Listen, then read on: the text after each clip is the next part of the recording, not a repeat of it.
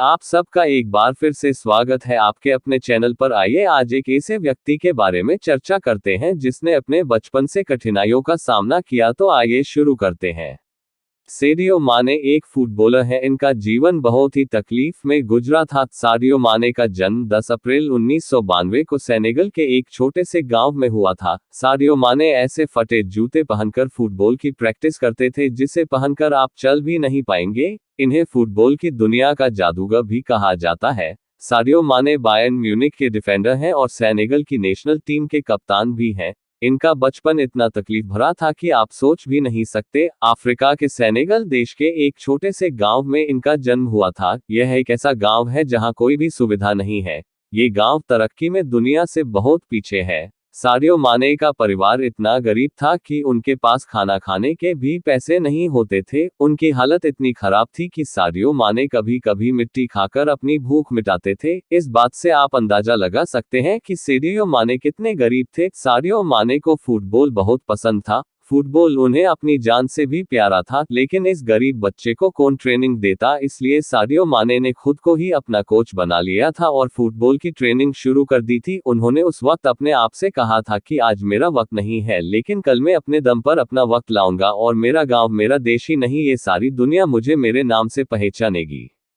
साडियो माने की उम्र जब 12 साल की थी तब उन्हें इस बात की खबर पड़ी कि उनके शहर में फुटबॉल की ट्रायल हो रही है। तभी उन्होंने ये नक्की कर लिया कि वो फुटबॉल की ट्रायल जरूर देंगे। लेकिन तकलीफ ये थी कि वो वहां तक कैसे जाए, क्योंकि उनके पास वहां तक जाने के पैसे ही नहीं थे। लेकिन क्या करे, साडियो माने तो जिद्दी थे और 160 की मी भागकर वो वहां फुटबॉल की ट्रायल देने पहुंच गए। माने जब वहां पहुंचे तो उनकी हालत देखकर जो दूसरे लड़के ट्रायल देने आए थे वो माने को देखकर हंसने लगे थे, क्योंकि उनके कपड़े और जूते फटे हुए थे। लेकिन माने का हौसला बुलंद था और वो मन ही मन खुद से कह रहे थे कि सिर्फ एक मौका, बस सिर्फ एक मौका।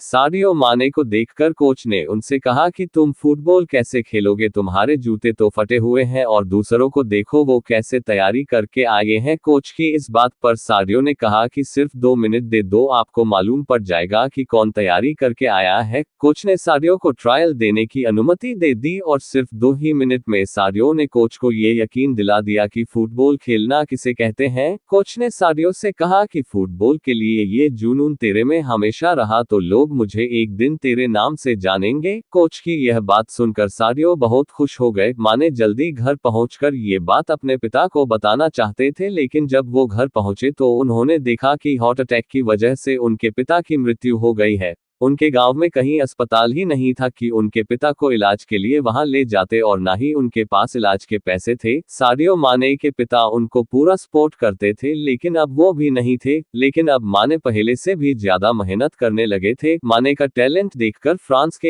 एक बड़े क्लब ने उनको सिलेक्ट कर लिया और यहाँ से माने की जिंदगी बदलने जगी। जो भी माने को फुटबॉल रमता देखता वो यही बोलता कि काश ये हमारी टीम में होता। सबसे पहले माने ने सदहम्पटन के लिए इंटरनेशनल मैच रमी, जिसके लिए उन्हें मुंह मांगी रकम मिली थी। सदहम्पटन के लिए खेलते हुए उन्होंने 2 मिनट 56 सेकंड में हैट्रिक मार के नया वर्ल्ड रिकॉर्ड बना दिया, जिसे आज भी कोई नहीं तोड़ पाया है। आज साडियो माने दुनिया के सबसे बड़े क्लब में से एक बायर्न म्यूनिख के लिए खेलते हैं। माने ने आज वो कर दिखाया है जो उन्होंने बचपन में कहा था कि एक दिन ये दुनिया मुझे मेरे नाम से जानेगी। और जिस कोच ने माने को ट्रायल का मौका दिया था उस कोच को भी दुनिया माने के नाम से ही जानती है।